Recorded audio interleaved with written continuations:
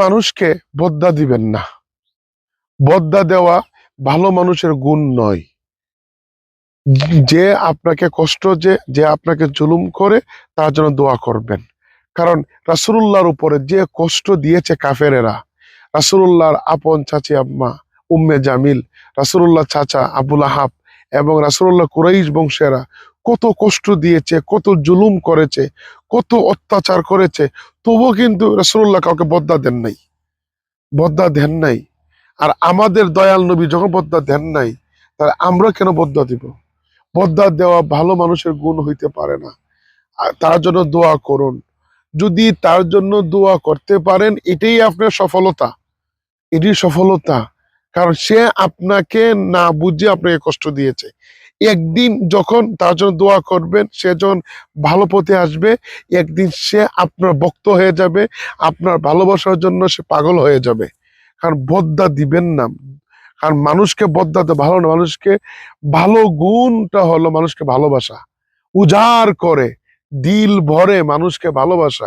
ভালোবাসা দিবেন, মানুষকে কাছে টানবেন। দেখবেন সে সে যে আপনাকে দুর্নাম করেছে, সমালোচনা করেছে, এই কথাগুলো থাকবে না। সে আপনাকে কাছে টানবে, সে আপনাকে ভালোবাসবে। কারণ বদ্দা দেওয়া আহ, আমাদের দয়াল নবীর স্বভাব ছিল না। দয়াল নবী সবাইকে মাফ করে দিতেন, মাফ করে দিতেন।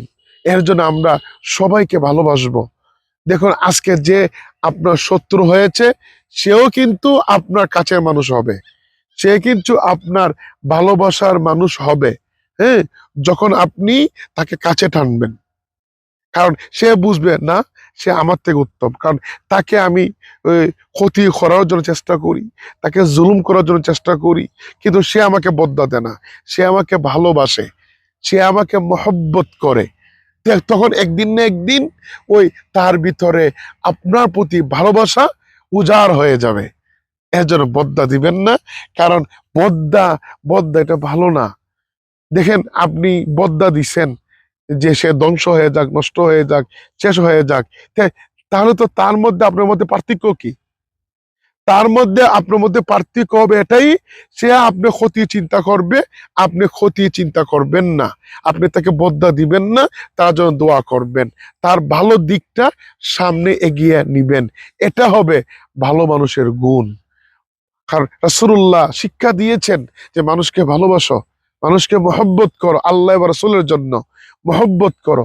কারণ ভালোবাসার মাধ্যমে যত কষ্ট আছে, যত সমস্যা আছে দূর হয়ে যায়। কত